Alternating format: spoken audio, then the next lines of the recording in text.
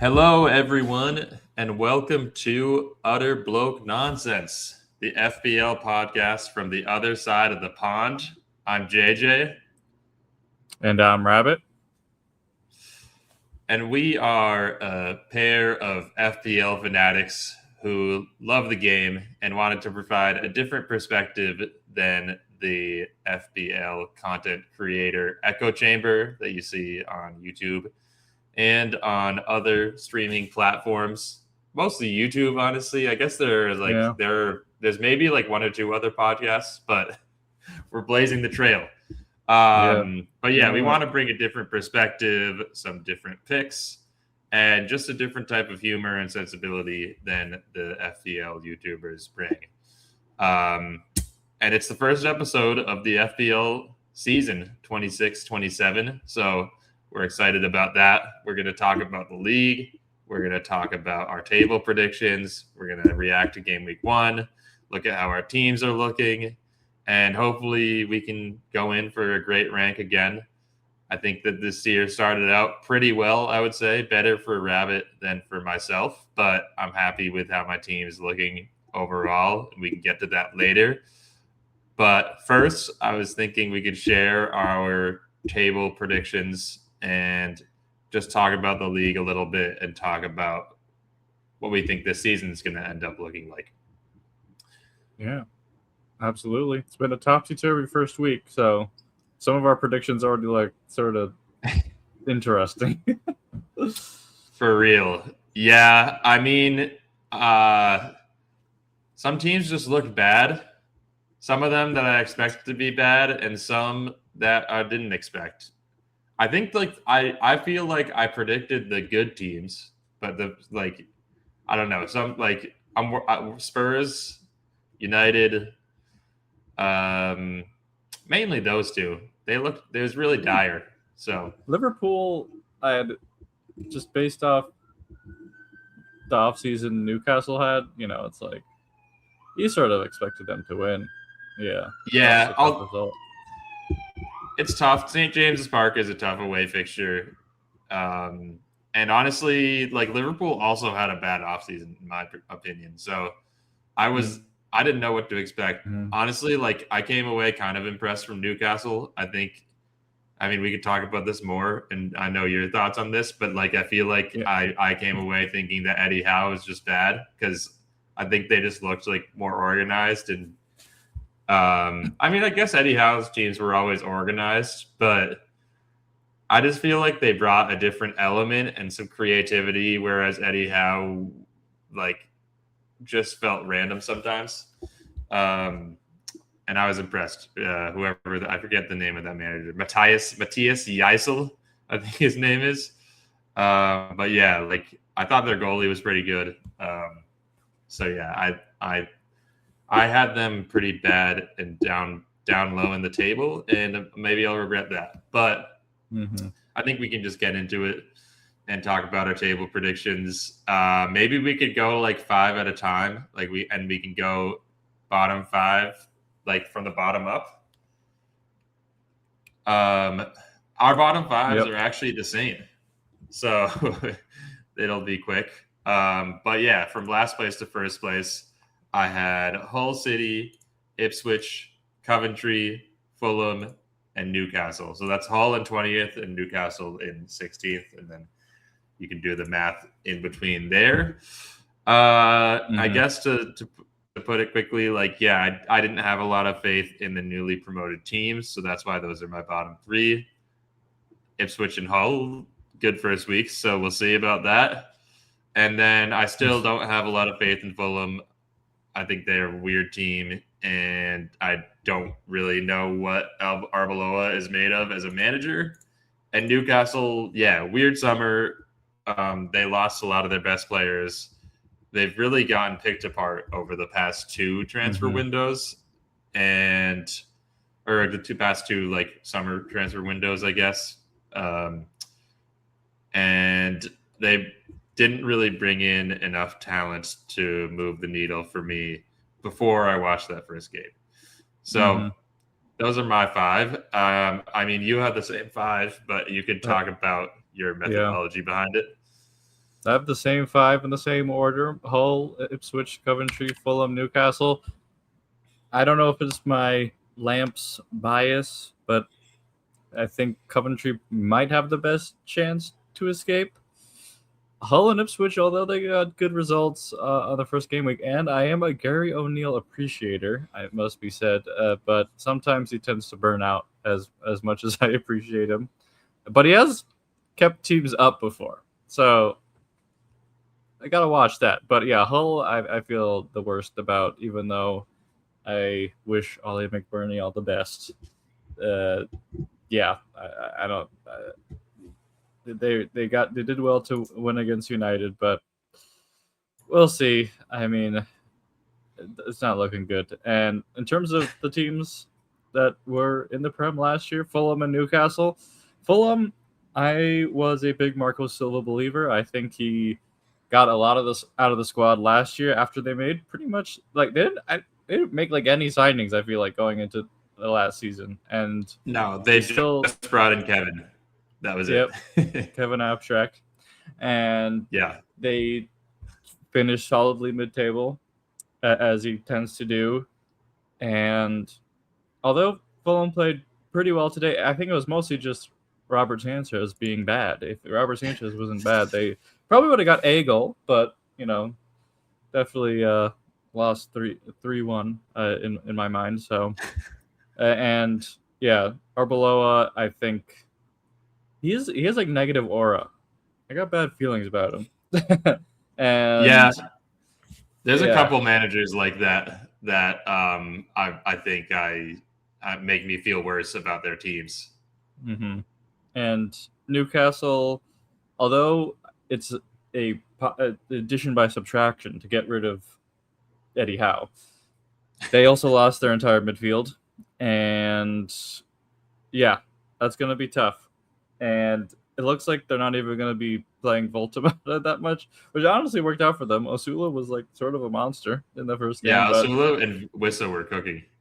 Wisa, I mean, I love Wisa, honestly. And last season he was injured a lot of the time, and yeah, just definitely uh, couldn't didn't have time to gel really. So I think he'll still be good, but at the same time, they lost so much talent, and the new manager, like, he got a tune out of them. No pun intended. This past match, but we'll see how it lasts. Because yeah, you just don't lose Bruno and Tonali and just not fall further down the table, if you ask me. So, yep, those are the bottom 5. Yeah. Yeah, I guess like on that last point, they did like I think there's a crazy stat. It was in like a video about I think it was a video that Athletic Football did about like Tifo did about Bruno G to Arsenal. And they said he only missed 10 games over like the last 5 years or something, He's a Bruno G. monster. And they got like 2 or 3 points out of the out of total. Like they were so bad without Bruno G. So that is a good indicator, or could be an indicator of the struggles to come. Their manager actually has aura, I've got to say, and we'll see whether it's like a Kieran McKenna, like Rob Edwards type of aura, where there's like a shiny wrapping on something that's not that good, or maybe he can have the type of aura where he carries a team. Actually, I don't know. Like, who's a manager with aura who's who's also done really well? Like Thomas Tuchel. Excuse me. yeah, Sean Deitch. yes, okay. I mean, both of those, like, yeah, depends on who you're asking, but yeah, I mean, Carlo. Zidane, I guess, is like the prime Well, yeah, example. Zidane. Carlo definitely Ancelotti for climbed up sure. the I was going to ranks. say the most He started aura from the ever. bottom. Yeah. Yeah, Carlo on Adam. I guess he used to eat like he used to eat like his diet was 90% meat, and he used to encourage his players to eat like spaghetti and meatballs before games because he thought it would juice them up. Yeah, he's the man. Jordan Peterson-esque manager. Who? Jordan Peterson. You know how he Oh, makes all me, yeah. Oh man. Yeah. I mean, honestly, I feel like the Brazil he turned the Brazil arc of the his career was steakhouse. like when Jordan Peterson was like hooked on pills and then had to turn his life around. Very But good. yeah, I was impressed with Ips. Actually, I guess we could talk more about this in our game one reactions. But I was impressed with Ipswich and Hull. I mean, they won, so obviously. Easy to say now. Yeah. Do you want to do your next 5? Yes, I can. So my next 5, I have Sunderland in 16th, Palace in 15th, Everton in 14th, Bournemouth in 13th, Brentford in 12th, and or I think I messed this up. No. Okay, wait.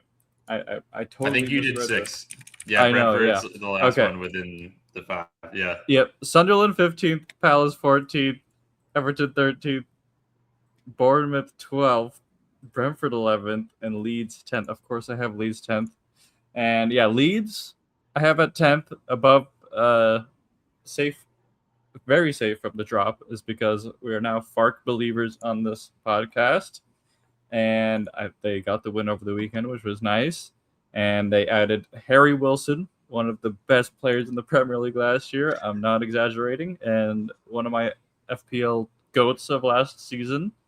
And the FARC Wilson combination is going to be fire. And below that, I have Brentford, just because they're solidly mid-table. I think it will be close between Leeds and Brentford, and Brentford also looked good over the weekend, and Sangari's looking good, and they have mostly the same guys, I feel like, but they're all solid. So what can you say? Bournemouth below Brentford. I think they are gonna struggle a little bit, just not having Areola, but they still got a pretty good squad, so I'll keep them there. Everton, I feel like I always lowball Everton in my season predictions, but I don't know where else to put them, man. They just haven't. Again, they haven't made any transfers, and they made a swap deal, a FIFA career mode-esque swap deal, and it's not that inspiring, to be honest. So I gotta put him there. Even though I think, I mean, Moyes and his squad always overperform. Maybe if Branthwaite is more fit, their defense will actually be more consistent. Even though it wasn't too bad last season, but like it just seems like all over the place at some points. And below that, Palace, yeah, no Glasner, no Party, if you ask me. And they lost Lacroix. Obviously, they've still been trying to deal with losing Gahey. Convo has come in and he's been pretty good, but they're probably gonna lose Wharton, I think, before the end of the window. Sarr and John Philip might be out of the picture as well very soon, and yeah, that's tough. I don't think they're gonna do. They're gonna struggle. I think they're gonna struggle this season. And Sunderland, judging based off my FPL team, you think I'd have them higher because I have 2 Sunderland players in my FPL team currently, but I do think they will suffer because of Europe this season and didn't cover themselves in glory game week 1, must be said. And yeah, I think their squad will just be ravaged because of Europe mostly, not because they're bad, but yeah, just it's always a tough thing dealing with Europe when your squad isn't at like top 6 deep. So there you go. Let me see my mic. Okay, yeah, I disconnected and reconnected my mic, but I think we're good. I hear you. Pretty much the same team in a different order here. I had Palace, Sunderland, Everton, Leeds, and Bournemouth as my 5. And I agree with almost everything you said. Palace are about to lose a lot of people. They're playing in Europa, and I gotta say, like their new manager has like the least aura of any manager in the Prem. And they just looked like so listless in that first game. To be fair, like Hill Dickinson is a tough place to go and play an away fixture at, and Everton were ready for the fight, but at the same time, it's just looking rough for Palace. They were not really good in preseason either. They lost 3-0 to Barnsley or something like that, like some really random team that I don't even think maybe they're in the championship, but like a lower league team for sure. And now Riyadh is injured, so their back line is gonna be pieced together as well. So it's just not inspiring much confidence. I think Sarr really carried last year. Wharton, even though we joke about him versus who is it? It's him versus Menu. I think Wharton's really good, and he'll be missed. Like Will Hughes, we also like on this podcast, but I don't know if you want him to like be starting and playing every game. So yeah, Palace just not looking great. Basically, yeah, exactly what you said for Sunderland. I don't really think that they've strengthened the squad enough to fight in Europe and the league and in whatever domestic cups that they're in for an entire season.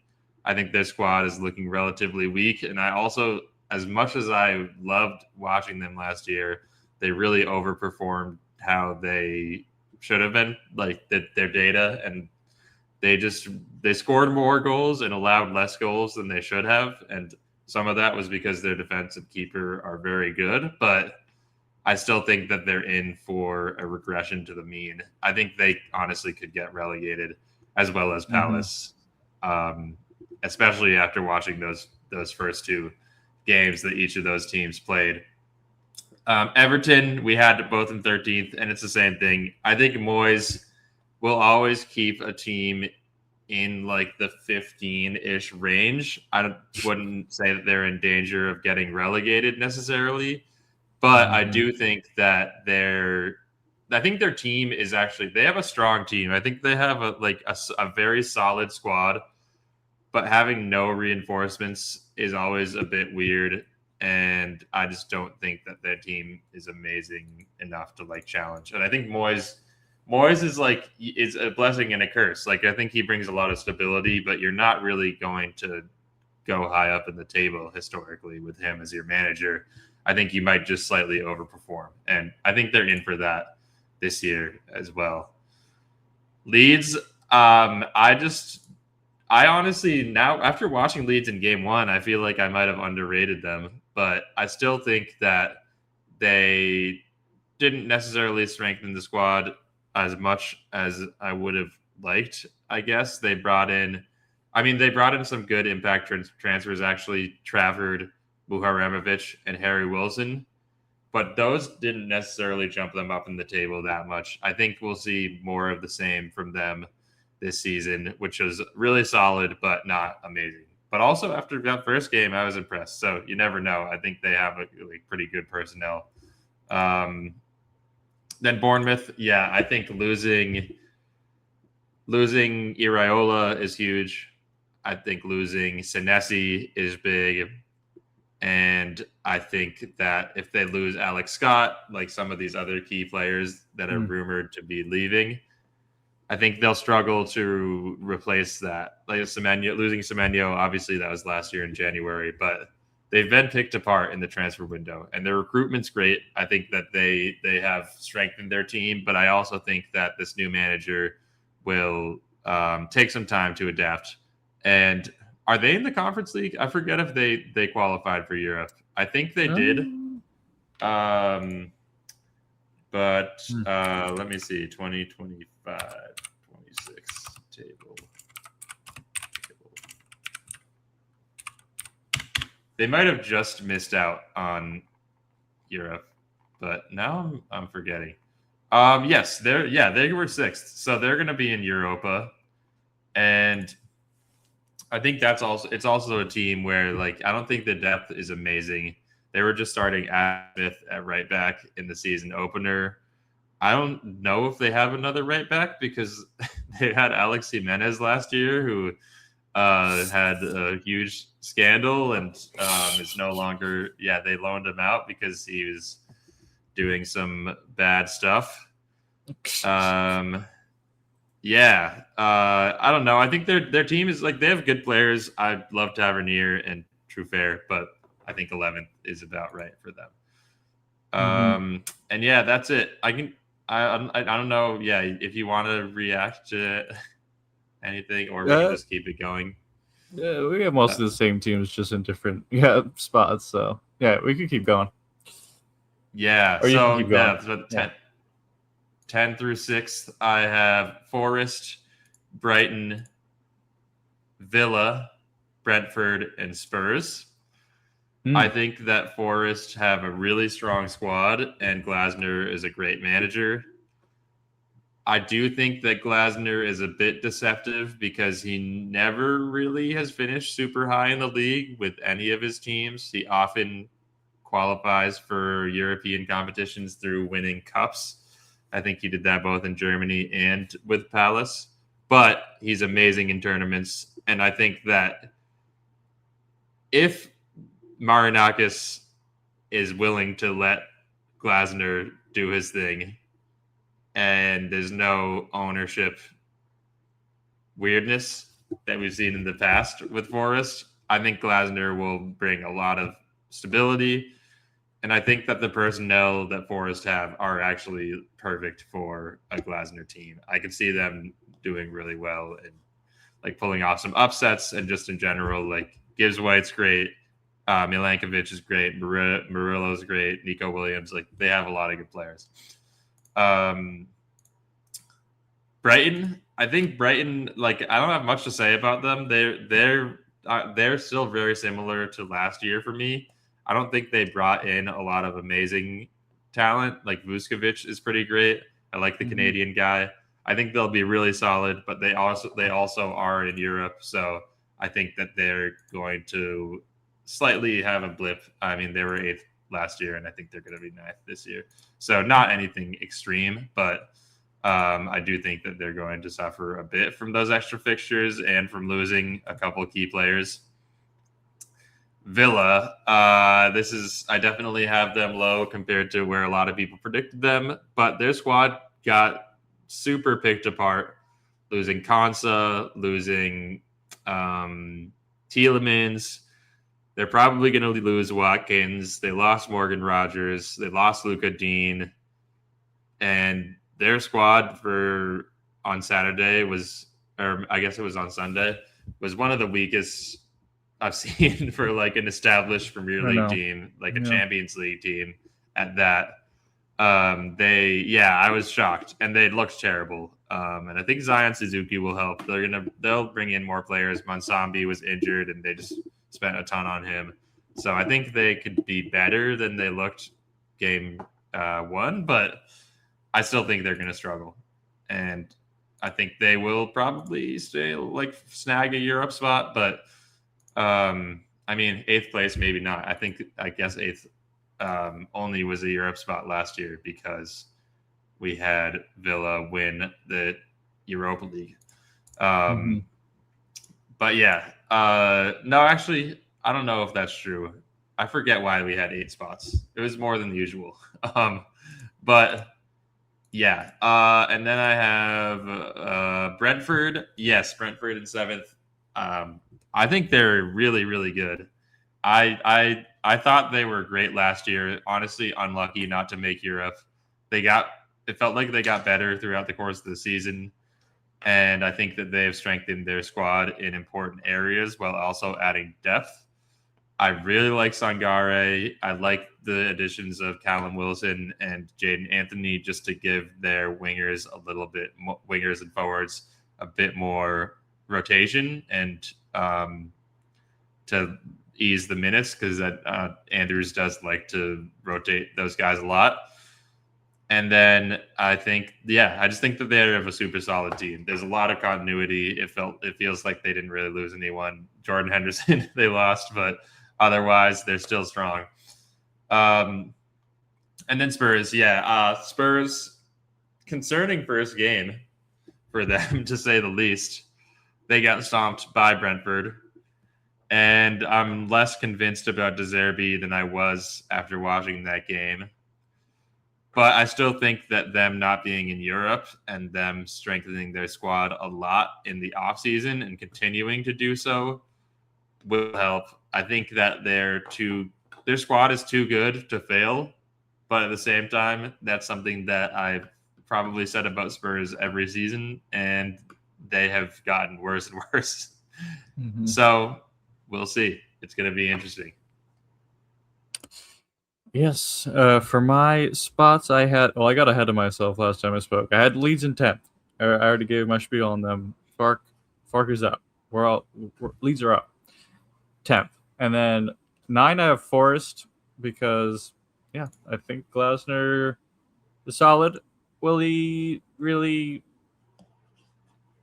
punch through and do something amazing and achieve Europe for Forest? I don't think so. But I do think they looked pretty good mostly the past weekend. They were a bit unlucky to lose the game, I think. And I think, Glasner will set them up well. And they might go on a cup run and they'll be solid. They'll figure out their defense. And when you have Gibbs White and Chris Wood and Igor Jesus, what could go wrong, And Aston Villa, I have 8th because, yes, they are been picked apart. But Emery, he loves when the chips are down. He loves getting 0.3 XG a match and somehow winning 2-0. It will happen. It will be annoying, even though he did play a bunch of career mode regens over the weekend and looked very bad. Like he's got black magic on his side or something. I don't know, but yeah, Aston Villa 8th, and then I have Brighton 7th. Yeah, just they got consistency, and judging from the weekend's result, they were looking good.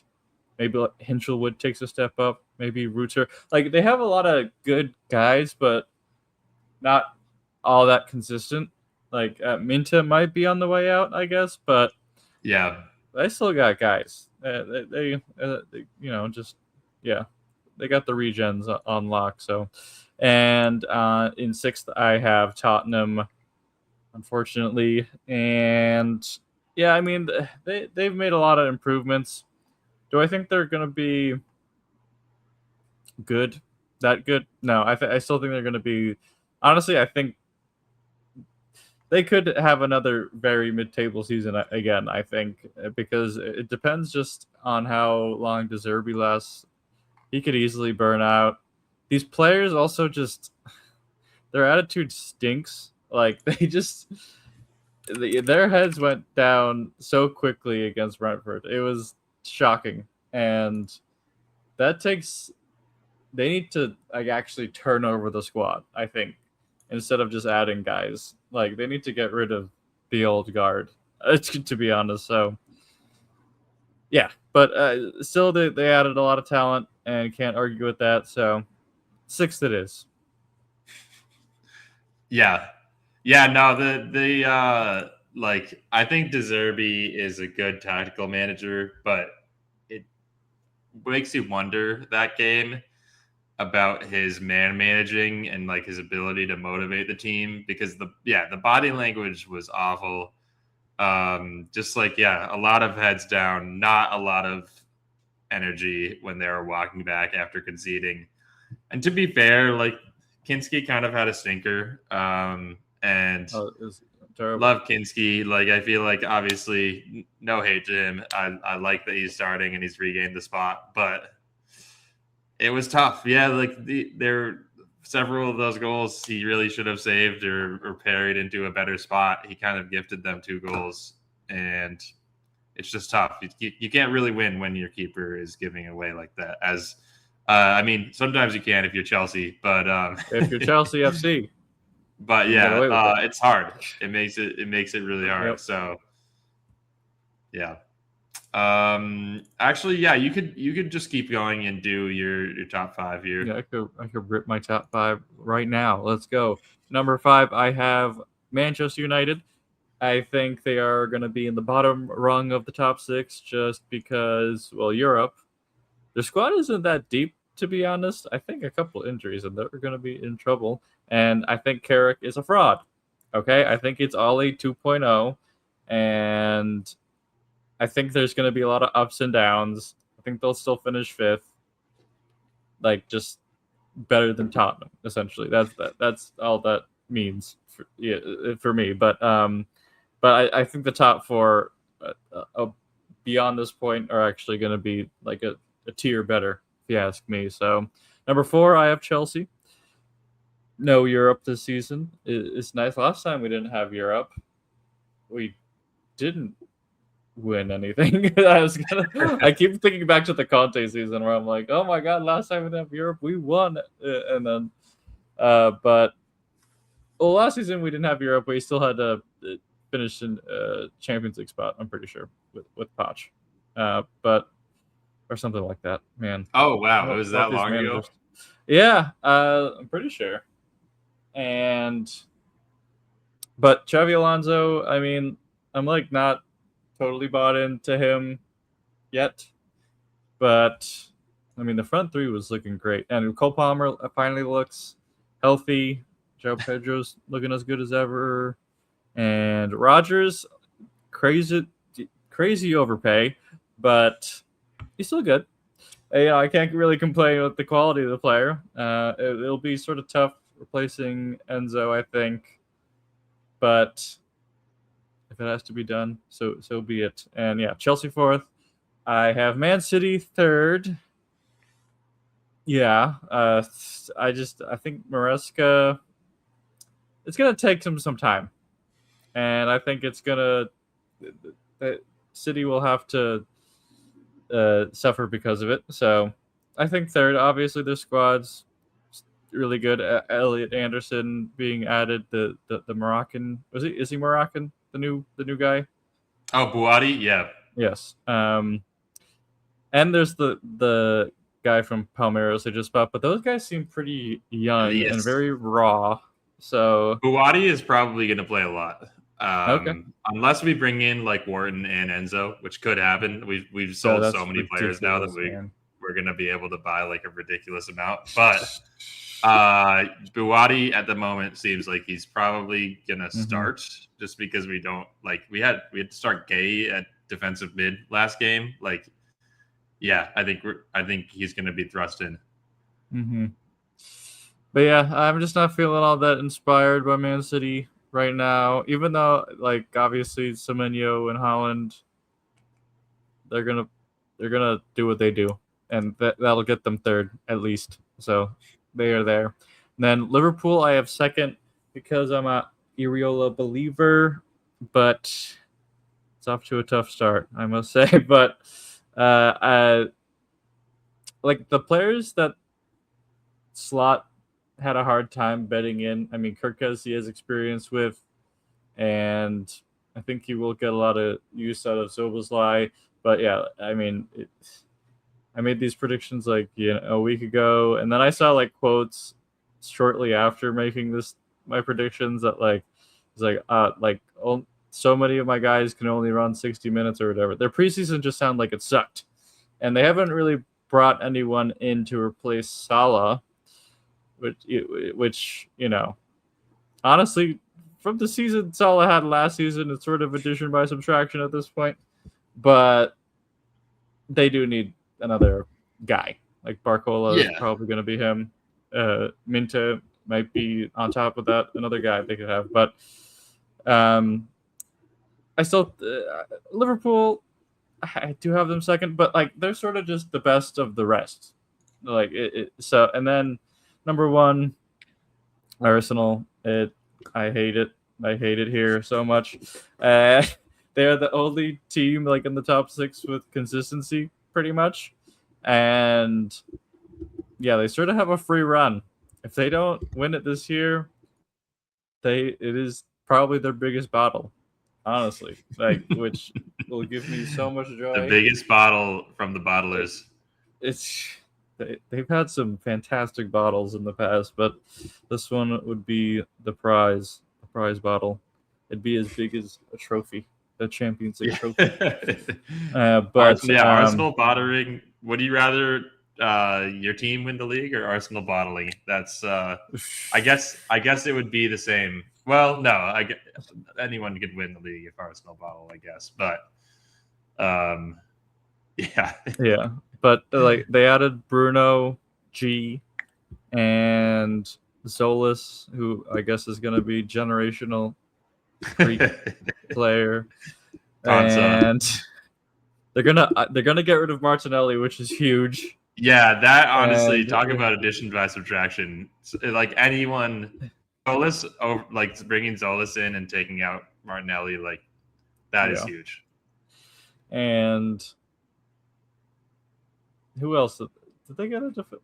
Well, they got Konsa, I guess, which is okay. Konsa, but they still might be in the market for Aranya Alvarez.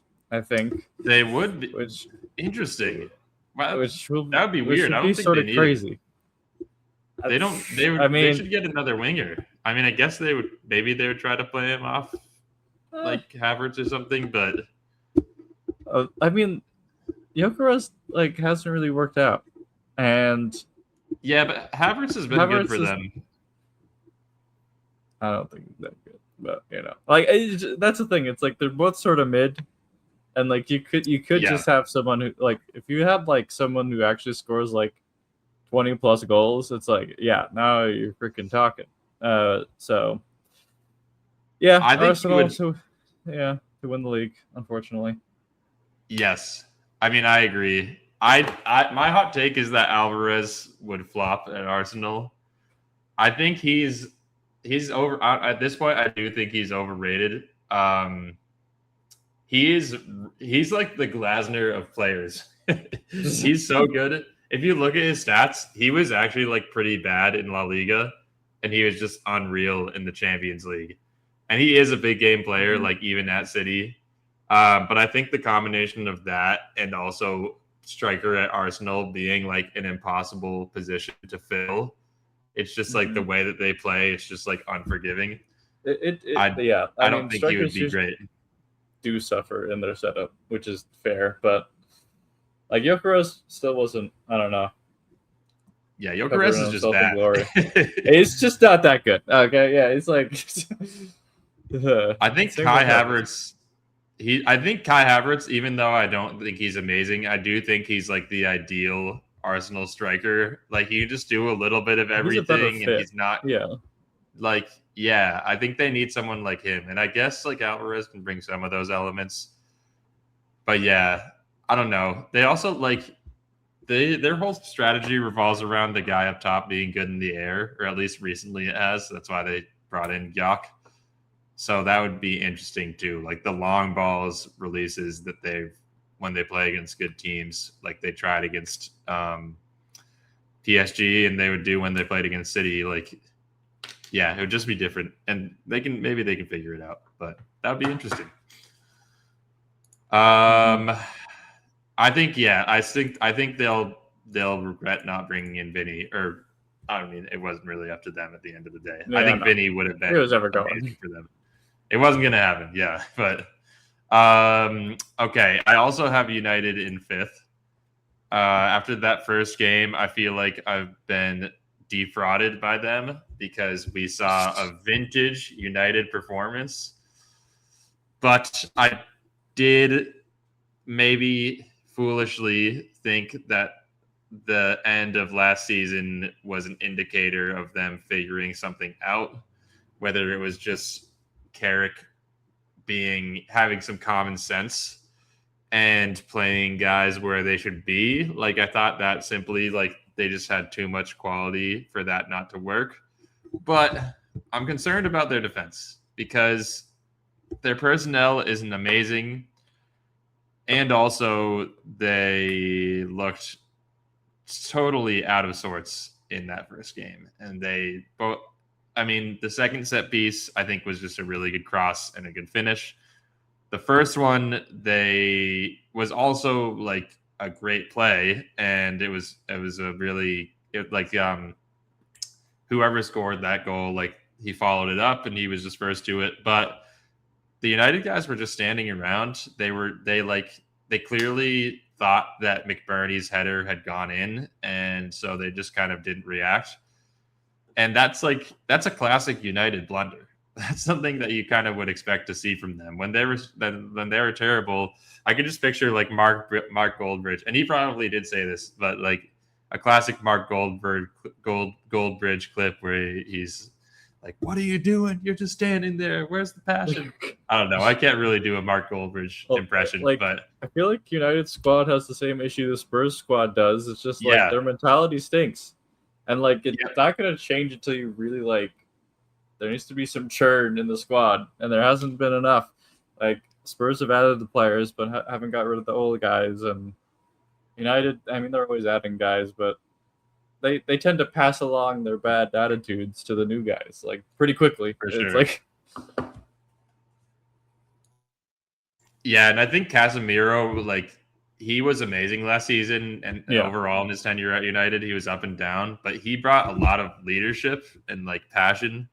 And I think now that's all going to fall to Bruno, and that's scary because as amazing of a player as he is, he's not necessarily like a leader. He's just like an incredible player who can carry the team.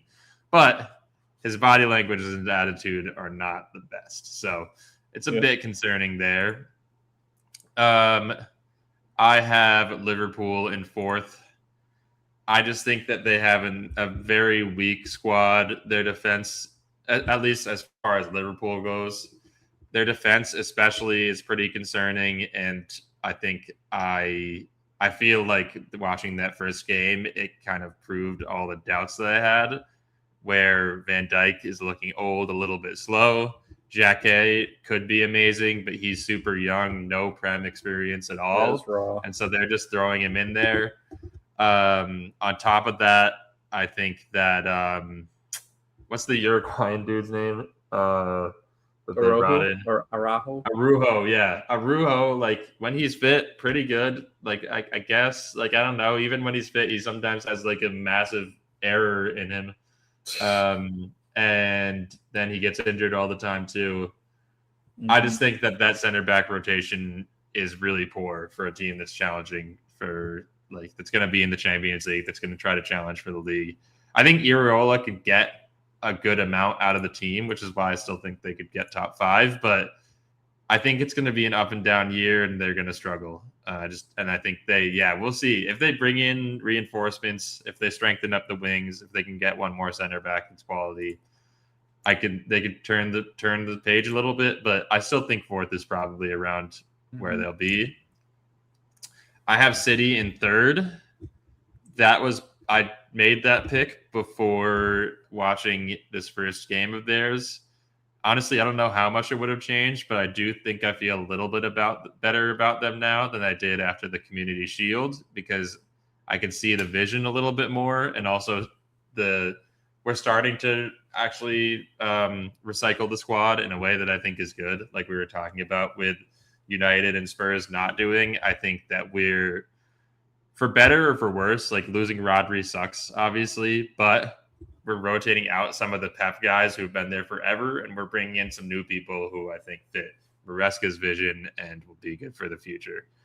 This past few years, we had all these unks that I love, obviously, Bernardo Silva, John Stones, Nathan Ake, awesome, but they won the league 4 years in a row, and you could tell because it was just like their bodies were starting to wear down, and we're starting to bring in new guys. It's a bit of a new look City team, definitely with the new tactics.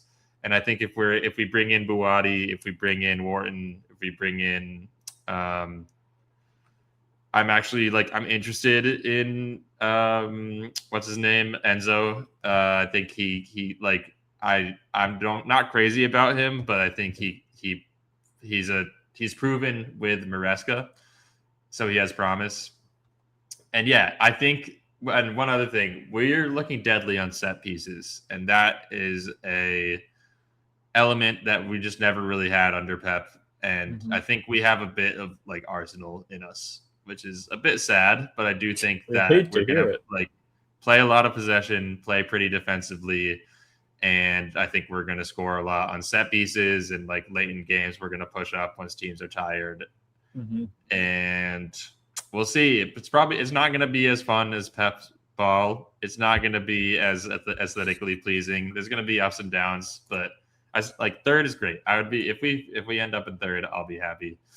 I have Chelsea in second. I think that they have a strong squad. They have no Europe.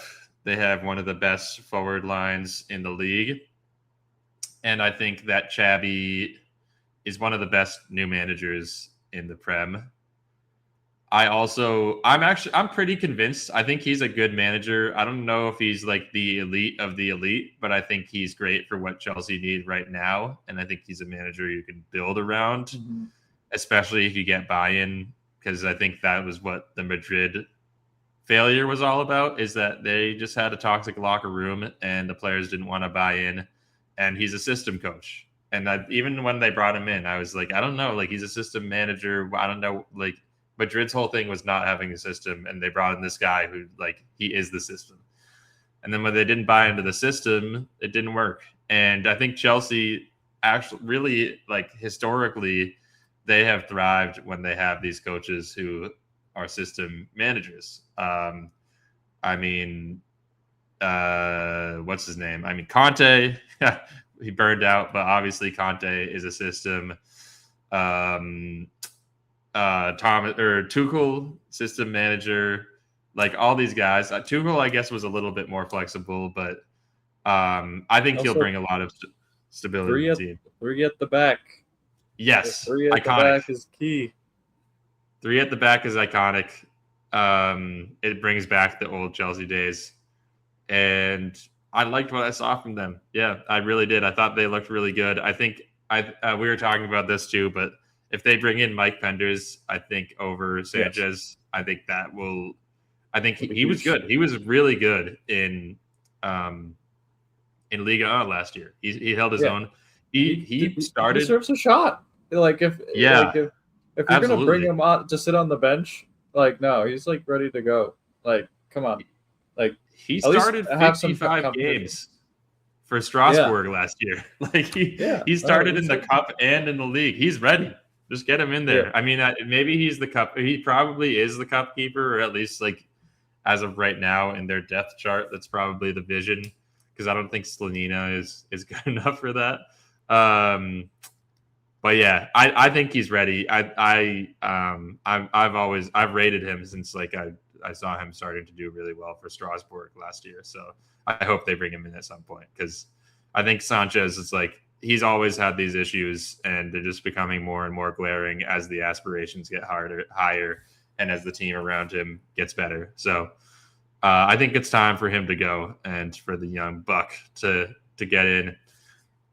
And yeah, Arsenal. I mean, I don't really have anything new to add. I do think, unironically, I do think Solis looked pretty good. I think he like kind of is just a Trossard regen, but I think that's really good.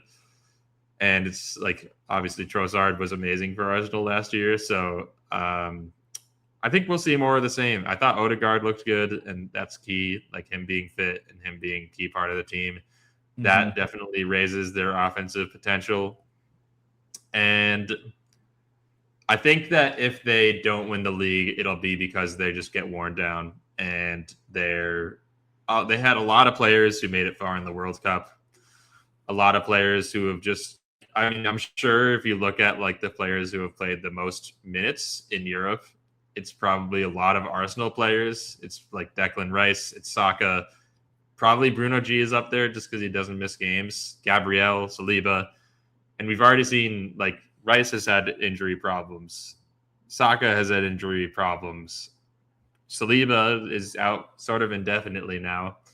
I could see that coming to a T, but at the same time, I think that they're in such a position of strength, and all the transfers that they made this summer were to protect for that and brace from that, and they just built strength on strength.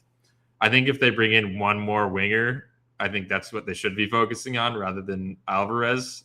Like, I think it's over for the league. I think they already have it in the bag.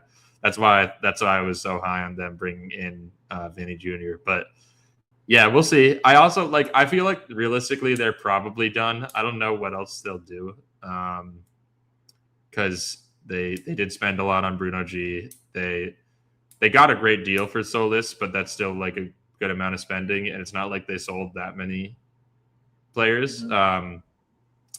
And we'll see. Maybe Martinelli goes for a lot, but This and like Al Trossard left on Hilal. a free, I think. So Yeah. yeah, I don't. They haven't raised a lot of funds. So yeah, we'll see. I think they'll win the league, but it'll be interesting. I think it'll be a closer title battle between City, Arsenal, and then like maybe Chelsea than people are thinking. I don't think even I think they will win the league, but I don't think they're going to run away with it. And I think they'll have some good battles, especially like well, actually, early and late in the season. I think it'll be interesting to see what they do without Saliba because he held their team together in a lot of ways. But yeah, there we go. We're 50 minutes in. We said we were going to keep it quick, but it's hard to when we're talking about 20 different teams. Yeah. Do you want to do your FPL results? Yes, I'd be happy to. If you can. Yeah, this is what we came here for. Match week 1 I know. reactions. We're finally getting to it. Yeah. Here we go. Oh, well, yeah, you got my thing? Yes. Okay. I got you. Yeah. So, 63 points, allegedly a 10-point green arrow. I don't know what live FPL is doing. It's a little wonky. I guess I started at 4 million. Now we're here, or whatever. So, live rank of 1.28 million, it says. On the FPL app, it says I'm closer to 1 million straight up. So, I don't know what is true right now. But anyway, I think 63 points is pretty good. And we'll get into how I settled with my team going into game week 1. Raya and Calafiori coming in with the clean sheets here, and Calafiori with the assist. And yeah, originally I had Mascara in the center back spot.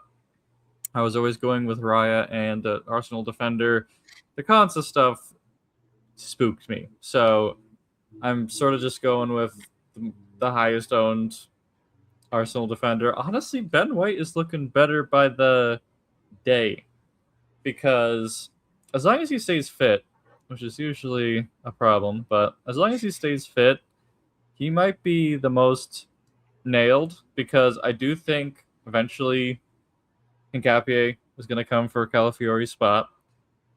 I think Calafiori is tough to drop right now, so I think he's safe for at least a couple of game weeks, but we'll see how it goes. And he's always one of the first ones to get subbed when things start to go south for Arsenal. So I do think Ben White is in a safer position right now. Obviously, Mascara. I mean, Gabriel's the safest, but we don't have money for that.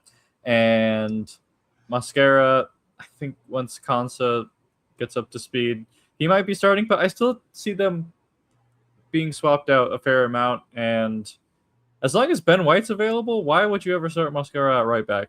That was like sort of a desperation move at last season. As long as Ben White is available, I don't think Arteta's going to do it. So that's why I think he's like low key the second best Arsenal defender to have, other than Gabriel. So I will say Konsa has played a good amount of right back, and he's just such an Arteta right back to me. I could see them doing having all three of Gabriel, Konsa, and Mascara in their back four, and then Calafiori. I feel really good about Calafiori. I think that he's just like when he's in form, he's like such a goal threat and assist threat, and also like he's in a really good defense. So he sort of is like Guardiola or O'Reilly, where he just like makes runs as a striker sometimes, and he gets into really good positions. So yeah.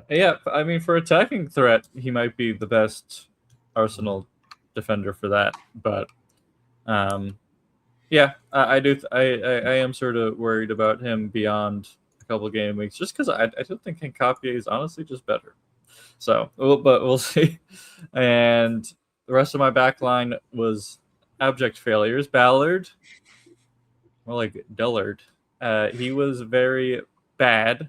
He looked exposed on the first goal that Ipswich scored. He was sort of a no man's land. Yeah, I guess he couldn't really help it, but it sucks that he didn't get DEFCON. It sucks that Sunderland didn't play better against a newly promoted team.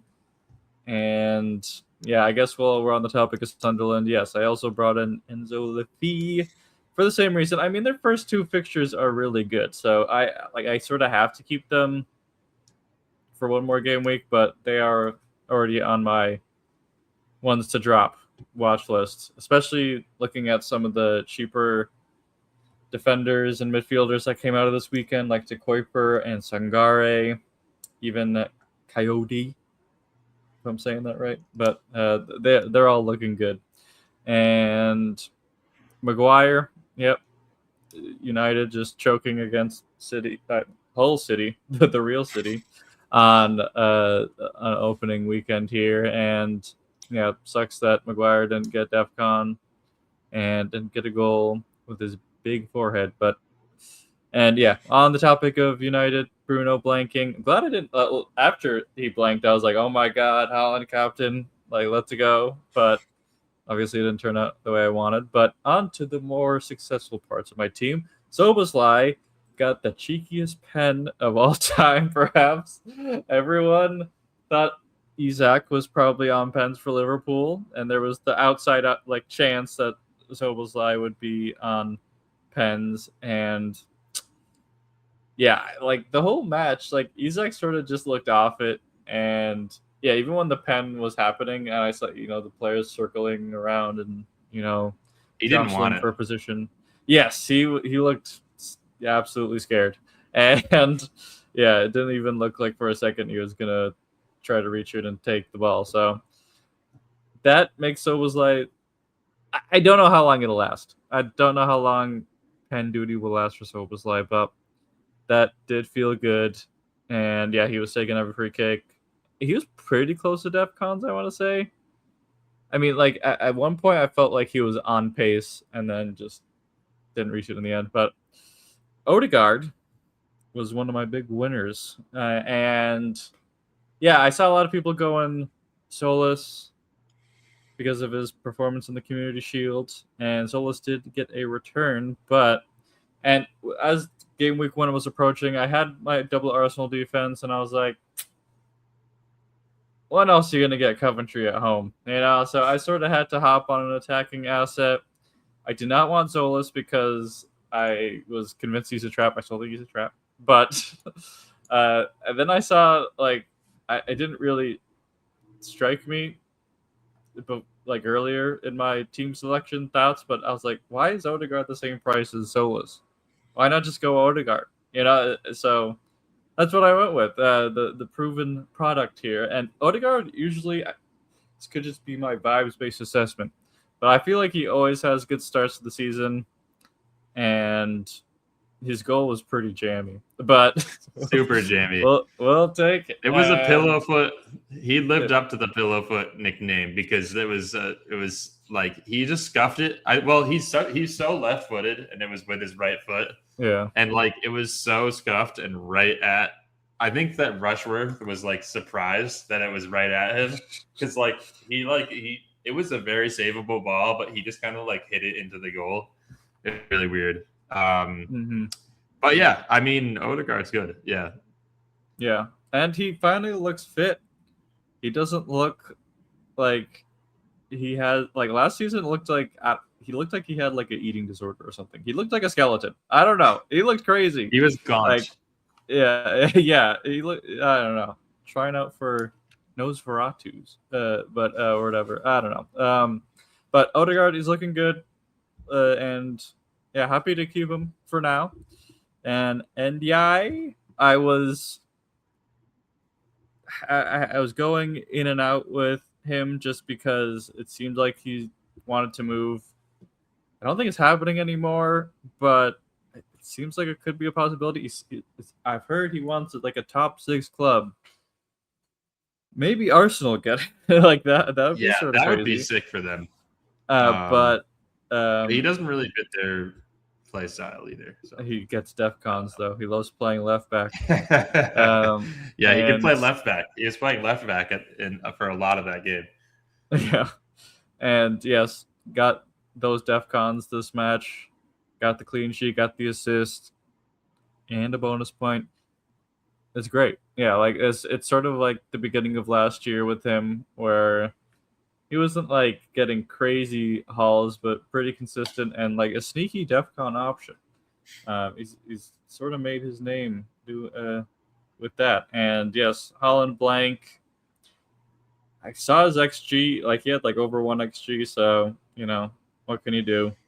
We keep him and we move on. And João Pedro, goal, assist, 2 bonus.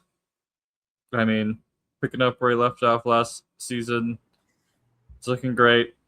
I am thinking about another Chelsea attacking asset, probably Rodgers, just because of the price point. He like getting into that attack for 7.5 just seems really nice right now. Or even if Bruno keeps sucking and like United fall off a cliff, I'll go Palmer very easily. I don't. Yeah, Palmer looked good. Yeah, and like you could probably even upgrade with that. If maybe I'll need 3 transfers for it. Now that I think about it, but like Bruno down to Palmer, one of my defenders up to Gabriel, and then another midfielder down to someone. Yeah, I could figure it out later. But you could wild card. I could wild card right now. I could talk. But now that I have all this information from Game Week 1, I think I'm ready. But as for my bench, Dubravka unfortunately getting no minutes. I think there's an outside shout he might get some minutes though. Imagine! Oh man, I didn't even think about that. The way Kinski is playing, he's sort of the guy like who comes in when your first choice keeper absolutely sucks, and you're just like, he's not too bad. He's like, yeah. He also has some mistakes in him, but he can save. He makes a lot of saves. Yeah. Like he would have saved he would have made the saves that Kinski missed. So yes, and he's just got FPL pedigree. So I had to keep. I should have had him. Yeah. And then Nico Williams, who looked great. He was like on a 9-pointer before Leeds conceded, I think. And so 7-point swing. I got very lucky with that one because my last decision of the game week was pretty much starting Williams or Ballard, and I was like, switch away, DEFCONs, I'll take it. And I ended up being almost terrible. And I guess Ayer was my only serious blunder in the end. And yeah, I just did not expect Brentford to clean sheet, to be honest. And I think he got DEFCONs here. I mean, but I'm glad I have Ayer going forward. Just looks like he's going to be really good, solid again. Yeah, he's just good for the price. I don't have to start him all the time. I won't feel guilty about benching him. And yeah, so overall pretty good. Like I'm gonna roll my transfer. Like no news there. But yeah, in terms of players like on my watch list, like Sangare is looking good. Maybe like a Rodgers.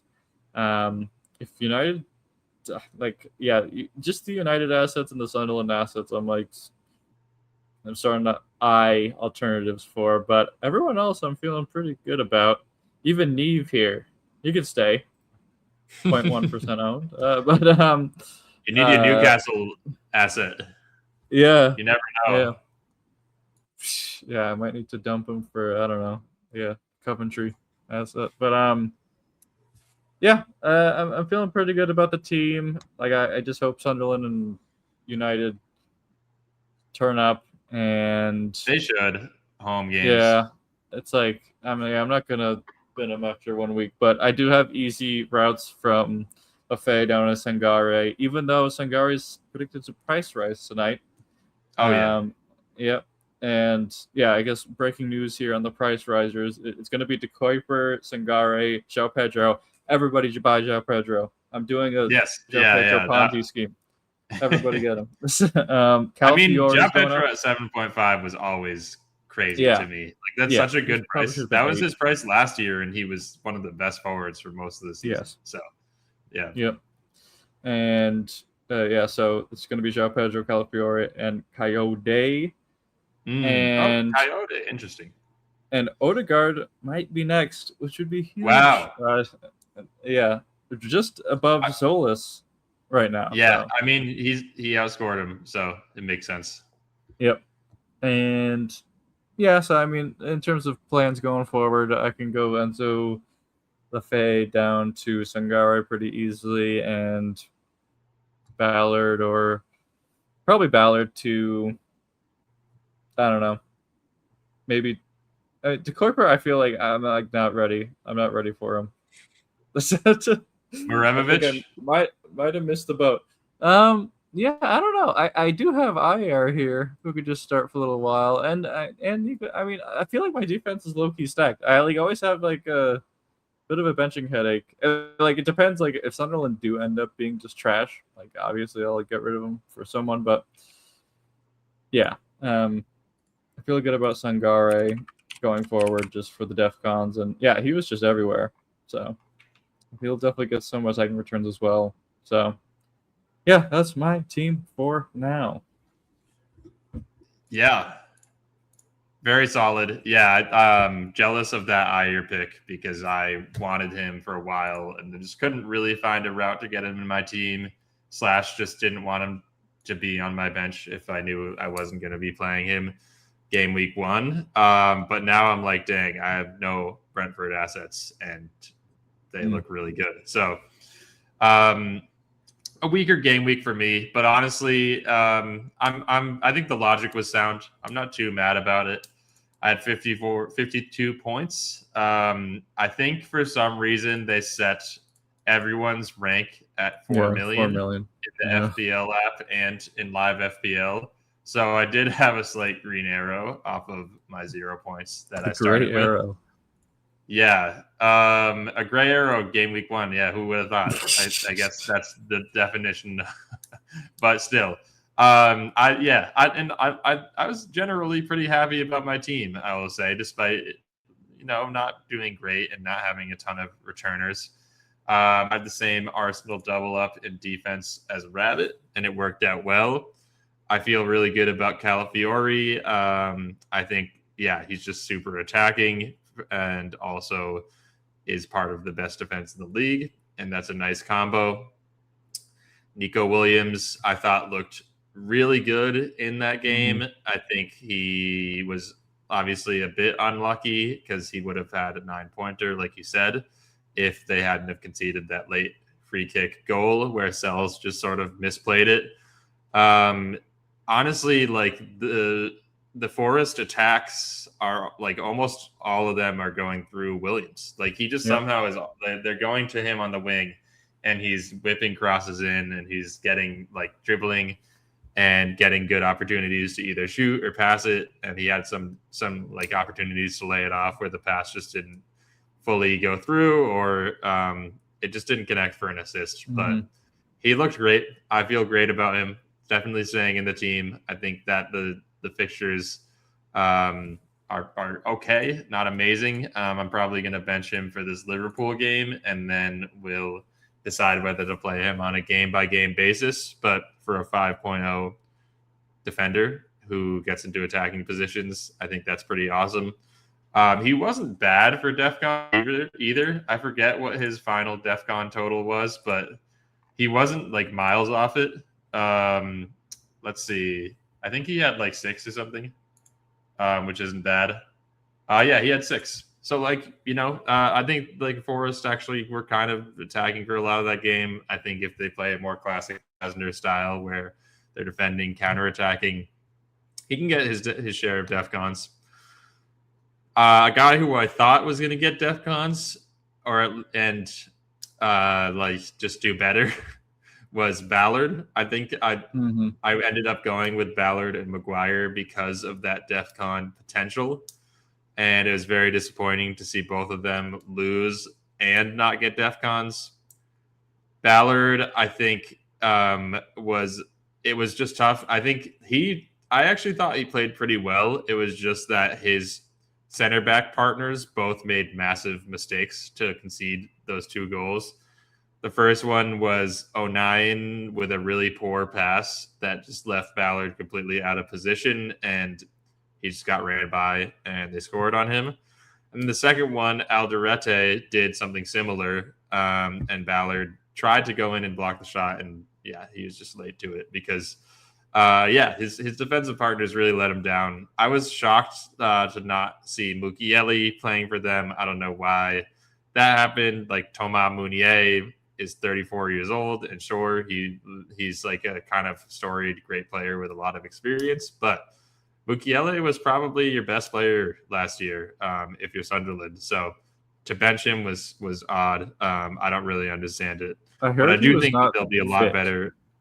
He was not fit? Oh, yeah. Maybe. But we'll see. Yeah. They're at home next game, Sunderland. I think they'll do a lot better because the stadium is a fortress for them. And I think that Ballard, hopefully he'll get DEFCONs at least. And, you know, he can snag a goal. He was really good for goals last year. He's a demon on set pieces. Maybe they could even get a clean sheet. So we'll see. Wow. And I'm hoping the same for Maguire. I think it was a really disappointing debut for United in general. It's like they just got hit on the counter and set pieces from Hull, and Hull like didn't even look that good. They just kind of hit him a couple of times, and United just kind of didn't have any. Like they had a few chances, but not amazing ones. You could say the same for like Mbeumo Fernandez. Mbeumo had a few chances where he really could have scored, but just the shots were off. / the keeper made some good saves. Fernandez was involved, but also looked a little bit off of it, to be honest. Like he didn't have any amazing passes like he usually does. But I also think next game's at home. It's against another newly promoted side. I could see them doing very well. So I'm definitely holding all 3 of them for now. Solis, I thought looked really great. I don't think he's a trap. I think that he's probably gonna be super nailed, like at least as nailed as Odegaard is, because like they just don't really have the depth at winger. And I mean, the last time he didn't get a goal or an assist was in March, which is really crazy. He's gotten a goal or an assist, a return in every game since then. And Odegaard, I mean, the last game he didn't get a goal or assist was probably the last game before the one on Saturday or on Friday. So, Okay. Zolas is not a trap, says the guy who owns Zolas. Okay, right. Yeah. Yeah, I mean, I'll go buy Zolas. No, I mean, we'll see. Obviously, he could be a rotation risk, but he's looked great so far. And so I'm happy to hold. I think a 6.5 nailed Arsenal attacker is solid. So I'll take it. And Jai was awesome. I think if he stays at Everton, he's basically going to be I don't know why I'm blanking on the word. What do you call it? Like essential? He's going to be essential. Like I think he's on pens. He gets DEFCON sometimes. Like, yeah, he was playing left back at the end of the game against Palace, which was a bit weird, but he was winning the ball back and doing his thing. He's such a key to that Everton team. He's so dangerous on the attack, and I think that their attack actually will be pretty good with the likes of Evil Saka and Kieran Dewsbury Hall. A lot of people were shouting out Tierno Barry, their striker. He looked pretty good. I think it's going to be, Everton's going to be an interesting team. Haaland and João Pedro. Yeah, Haaland had some good chances. Just looked a little bit off of it. It'll be interesting. I think he's going to have to really get used to the Maresca style of play because it is more possession oriented. We aren't really hitting teams on the counter as seamlessly as we were in those last couple of seasons under Pep, where he really unlocked Haaland. I think Haaland will probably score like headers on set pieces, and he's still going to be super dangerous. And I think he had over 1 XG Like he should have scored, and he's going to get penalties. Like he's going to be super dangerous. I think the lineup also was not like good for Holland. Like Foden's delivery was pretty good. Nico O'Reilly, not the best at feeding guys. He's more of a like play finisher, and he can run in behind and maybe cross it a little bit. And then Semenyo, similarly, like he can get across it. And he can sometimes have a good layoff, but he's a goal scorer. I think I think that we're going to start Cherokee because Cherokee got 2 assists last game. Mm-hmm. And I think that will unlock Holland a lot. And our next game is against Palace, who looked off of it. So I'm excited to see that. Jalero, great game. Chelsea's attacker looking super dangerous. I'm happy to have him. He's just going to probably be nailed in my starting lineup for a while, except I think they have a game against Arsenal sometime soon. But other than that, he's in there. Even against Arsenal, I mean, I don't know. We'll see how the other players are looking like. Steele, did not play. I honestly just had him in from the template and never changed it. So hopefully he doesn't. I mean, yeah, 0.7. He's not gonna.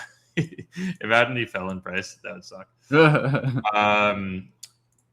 Gross only ended up with a 2-pointer because he got a yellow. A bit disappointing because they scored 4 goals and he wasn't involved in any of them. But that Brighton attack I think is really good. I think he has routes to get assists. He's still taking set pieces. He's still a good player. And for him to have played 90 is really promising because he's obviously older. And that was one of the doubts that led him to be a 5.5 mil asset and to not be like ultra popular at that price line. So I'm happy to have him. I mean, I don't need to play him. I'm probably like realistically, I might bring in take him out, bring in Sangare at some point. But I'm happy to have him for now. And as I continue to roll my transfers and just play on, he'll be in my team next week. Maybe he'll be the beneficiary of a Robert Sanchez mistake when they play Chelsea next week. You never know. So, yeah, I'm happy with him. They are playing Chelsea next week, aren't they? Yeah. Yes. Van Eyck was really bad against Arsenal. He was probably Coventry's worst player. So I'm a bit concerned. I want to start him, and I probably will start him against Hull next week because I think that's like the best fixture possible. But I'm worried that he could get rotated, or maybe he's just not Prem quality. We'll see. And then, Kusi Asare didn't play. I think he probably will play a little bit for Fulham because he's like a good young striker. But Gonzalo Garcia looked pretty good. So we'll see. I mean, I wasn't expecting him to do a lot. He's just a cheap enabler, and he did his job. Mm-hmm. So, yeah. In terms of future transfer plans, I definitely want to bring in Soboslai. That was a mistake to not have him. I will probably go Mbumo to Soboslai in after next game week. Also, I want to get rid of Maguire's, and that move will allow me to go Maguire to Gvardiol just in time for City versus Coventry. So, yeah, I think I have some moves lined up. I don't know if I necessarily want to do 2 transfers like that and like burn both transfers. We'll see. Like if Mbumo looks amazing, or like maybe Ballard will have I guess maybe Maguire. Like I can't say I can see like United looking amazing enough for me to want to hang on to these assets because their fixtures do start to swing, and then after that Everton game. City. I mean, I guess it's not that bad. I could keep one of them and just bench them for City. But yeah, I'm starting to look for ways to get rid of these guys who are underperforming. And we'll see. I think Soboslai is the one that is going to happen. And the others, just wait and see. Get more data. But yeah, pretty happy with the team overall. Yeah. I was happy to avoid the Man U triple up. I was thinking about it, but pretty much every time I've had a Man United triple up, they always burn me. And yeah, it was worth it to have a defender and Bruno, but Cunha or Mbumo, they're always gonna get. I feel like they're just feast or famine because Boomer Bruno takes bust. everything. Yep, and yeah, so they Man United triple uppers, stay over there. Don't come near. Yeah. But Yeah. we Tough. can. I mean, yeah. There you go. Nailed. So Jalo is injured. So nailed and Bumo is tempted. Like I might hold. I mean, he's probably the one that I'm getting rid of for Soboslai, and then I'm holding for Maguire. But yeah, we'll see. Do you have a United bet? Oh, you're looking at the Yes. No, we need we need to look at this. Highlight. Yeah, The bloke of the week here. Let's pivot over. This is our Shaw. This season's Shaw. If you guys remember, we had a guy named Shaw. He triple captained someone crazy and had a ridiculous amount of points, and that happened again game week 1. So yeah, Rabbit, take it away. Yes, this Elixir bloke of the week, triple captain to Kuiper, which is just. And this guy obviously thought a lot about his team. Honestly, it's a good team. It sucks that he had João Pedro on the bench. That's I don't know if he thought that much. Why would he have João Pedro on the bench? I mean, I think he was. I mean, he was swinging for the fences. He was like, Thiago's going to outscore him. That's what he. And O'Reilly third bench. But, I don't know. This guy thought he was going to bench boost and then hit the wrong button. But it's crazy. He's got the Kinski Verbruggen rotation, and he started Verbruggen on. But I like that because it's anti-content creator. But yeah, Ben White, great pick. I mean, like no Haaland, no Bruno, no Gabriel team. This is what it gets you. That's wild. Even it does look really good. You're just like, damn. But yeah, it probably he has the second most expensive defender in the game on the bench. That's so crazy. But honestly, based. But he was right. Yeah, he the did defense kicked ass. And yeah, De Kuiper's so clear of Nico O'Reilly, but just had to highlight this. This is a very funny team. I want to know how many people triple captain De Kuiper. Yeah, it's like it must be like just two or three of them out there. Yeah. I wonder, can you see that? I want to see because he probably would be like a threat to my rank. No, I guess not. How is he number 2 in Malaysia? Who's number 1? Oh, I guess he's not the highest. Someone else probably had the same score. This guy is Emerson, which is crazy. And also Emerson no Haaland, no Bruno, but Gabriel. Oh no, he has Bruno. Never mind. This team's actually Captain Palmer. Oh, he bench boosted and this is a 16. Oh my god, this is a really good team. The City boys. Yeah, this are the only ones that. This is a king. Yeah. This guy is he number 1 in the world? He probably is number 1 in the world. Yeah, well, he's number 1 in Malaysia. Yeah, and that's which means number 1 in the world. Yeah, they are number. I guess we shouldn't assume the gender of a FPL manager, but yeah. Oh my god, a Belgian? You gotta be kidding me, man. Captain Odegaard. Just looking around the league here. Sangari on the. That's a weird team. I mean, I think he only started these guys because he had the bench boost going. But yeah, but still, like I don't know why. Like he picked some interesting players. Shaw and Bumo. I guess it's like I guess not that crazy. Both I mean, going no Bruno. I'm like I'm not too far removed from entertaining that, to be honest.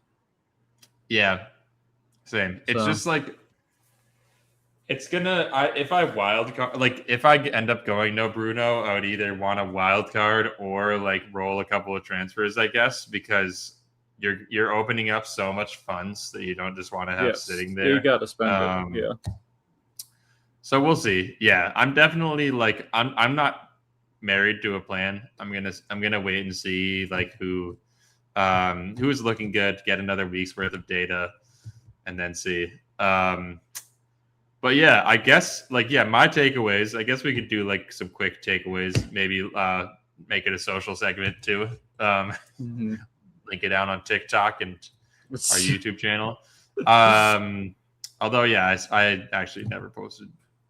I only posted them on our YouTube shorts. But yeah, all right. So my takeaways from this game week, I think Soboslai is essential. He's on pens. He does a lot. He's going to have a lot of routes to bonus points, and he plays 90. I think Sangare, Muharemovic, and Vuskovic all confirmed what a lot of us thought about them as new transfers. They all had pretty good goal threat. They're part of pretty good defenses. Sangare got DEFCON. The other two didn't really get DEFCON, but they're very involved in the attack as far as defenders or defensive midfielders go. I think Chelsea's attack is going to be one of the best attacks. João Pedro, Rogers, and Palmer, JP Morgan, they're calling them. They're looking great. And I think that Arsenal's defense is still going to be really good. Hot take. I think the City's defense is also going to be really good.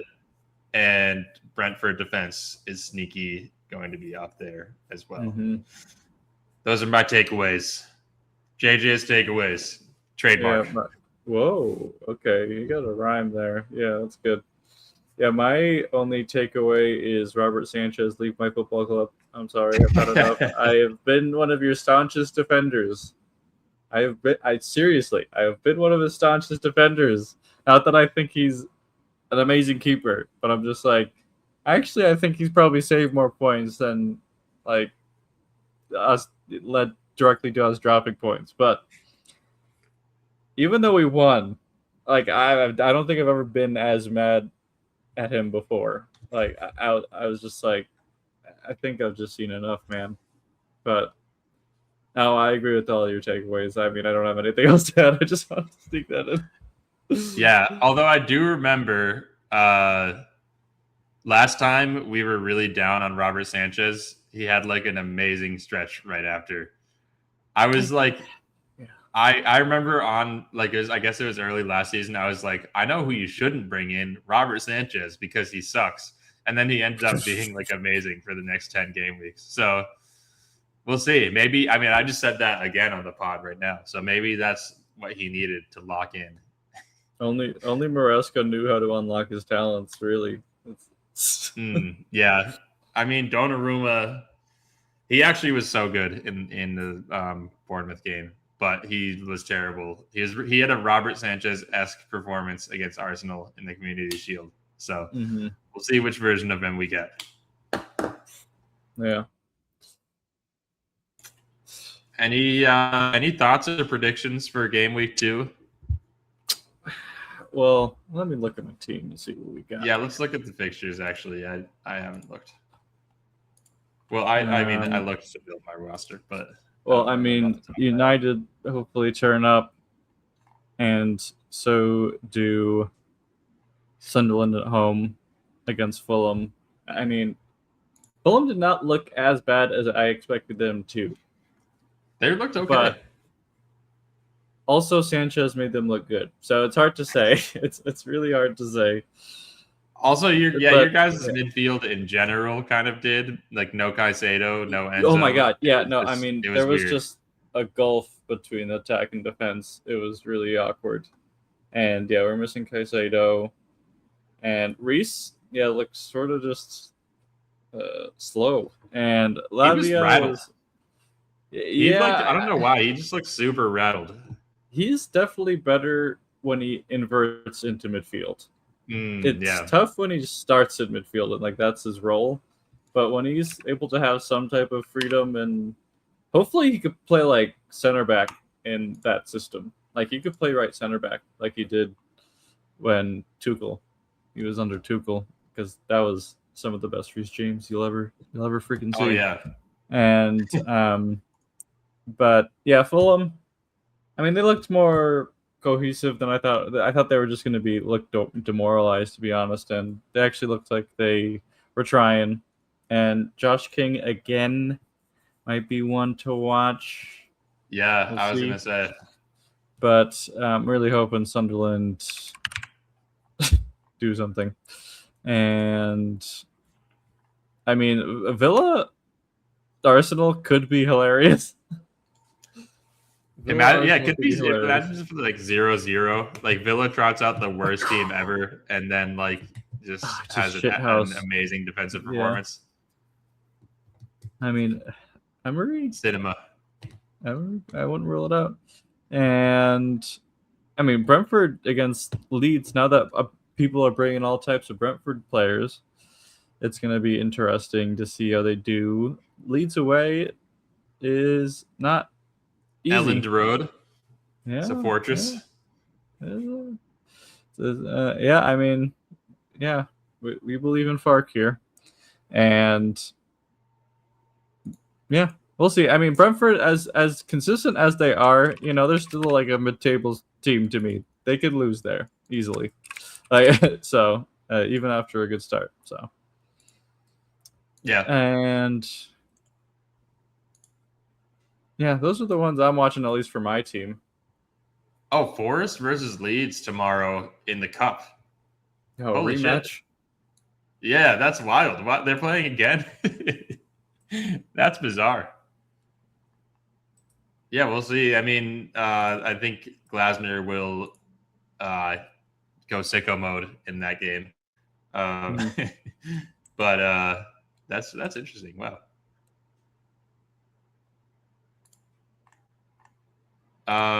Yeah, I think who are Liverpool playing? Liverpool have an interesting matchup.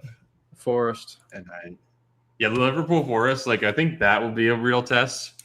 Liverpool were pretty disappointing in the first game, so and it's at Anfield. Like this, it's Iraola's first league game at Anfield. It's going to be a good environment, I think, but they also are going to need to win. Like I think if it goes bad, then I think that the crowd could turn. I'm interested in Everton at Bournemouth. Like, are they going to continue looking as good as they did in game one? I think Coventry Hull is going to be 1-1. I think, I don't think it's going to be as good of an FPL game for Coventry as people think, but I'm still going to start Van Dijk just in case they get the clean sheet there. That's and Maresca, like on the Friday night fixture. Oh yeah, Palace for City. Maresca better announce itself, man, because it's been shaky, and they could be pretty good. Kick Palace. They could kick Palace when they're down. We should. We definitely should.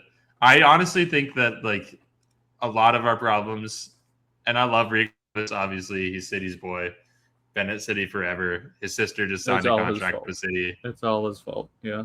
We wouldn't if it was with Mateus Nunes in, we just don't concede that first goal, and in general, we would have just won more comfortably.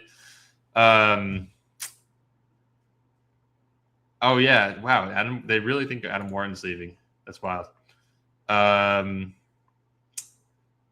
Yeah, I mean, I think we got this. I think that like Mateus Nunes was unfit. They said he was like he had an illness or something.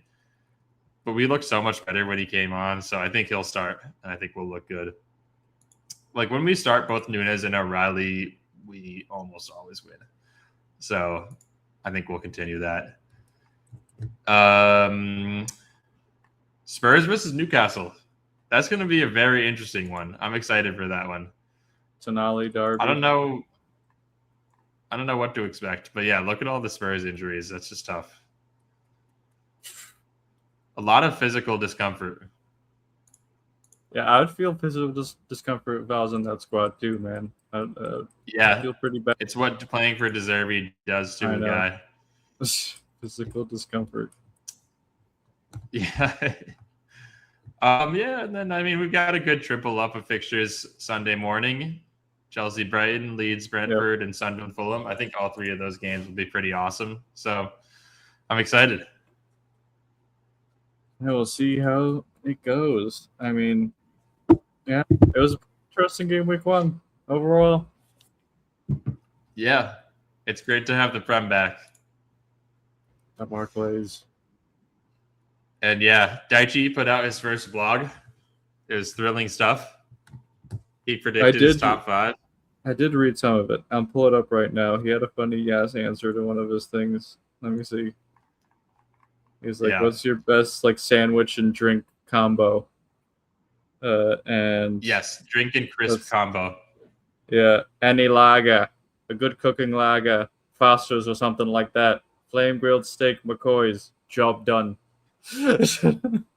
I don't know what I know what Foster's is. I don't know what any of that means. And I don't know what flame grilled steak McCoy. That's a type of chip. That sounds like a dish for dinner. I know it. It sounds like a hunk of meat. Yeah, I don't know what that is. Foster's I mean they got the iconic looking cans, but I've never drunk from one of them. So I don't think I've had Foster's either. I think that's an Australian beer, but yeah, it is. Aside from the obvious, what's your biggest weakness? Being ginger, but I guess that is obvious. Oh, is that? Oh, but I guess that is obvious. That actually is really funny. Also, I mean, he's bald, so it's not. I know it's really hard to tell. I kind of forgot. Yeah, it's hard to tell, man, because your facial hair could be a different color than your actual hair. Yeah, those people exist. But yeah, I loved it. It was a short blog, but it was good. And then I was kind of surprised he picked Liverpool 2nd, Chelsea 5th. In danger, yeah, he might have called this relegated. He just called 3 newly promoted teams. It would be funny if he ended up managing one of those teams that he said was going to get relegated. It's like Forest. Yeah, Forest and Everton. He's the 2 teams that he used to coach. If I was still there, it'd be funny. Hayden Hackney, player to watch, is freaking hilarious. Hayden Hackney, yeah. I mean, he was awesome in the championship last year. He's fine, but yeah, this is like. Did he start for Everton? I don't even know. He might. He probably did. It is. Yeah, he did start. Oh yeah, it was Hackney and Armstrong. Oh yeah, Arsenal's main transfer this offseason was bringing in Christian Norgard. Oh, Everton? Yeah. They balled out. Brennan Johnson. Oh yeah, Brennan Johnson, Hayden Hackney, Christian Norgard. This Roll guy, I think he's the right back. A money laundering vehicle. I mean, he played pretty well at right back for them. I mean, but yeah, I don't know. 20 million. He's tall. What does he do? He's tall. He could play right wing, defensive mid, and right back. That's a pretty cool combination of positions. They're lying about his height. No, he is really tall. But yeah, I don't know. He is kind of one of those guys where it's like, what does he do? He's just he's tall and fast, and so they're always maybe he can put it together, but we'll see. Yeah, I mean, speaking of our guy Daichi, I think if we're done, we can have him play us out. Yeah. Well, yeah, thank you for listening. And check us out. We posted some YouTube shorts. We got some great content coming. We got JJ's. What was it? What did I call it? JJ's takeaways. JJ's takeaways. It's going to be our weekly segment. And yeah, thank you for listening. Daichi, play us out.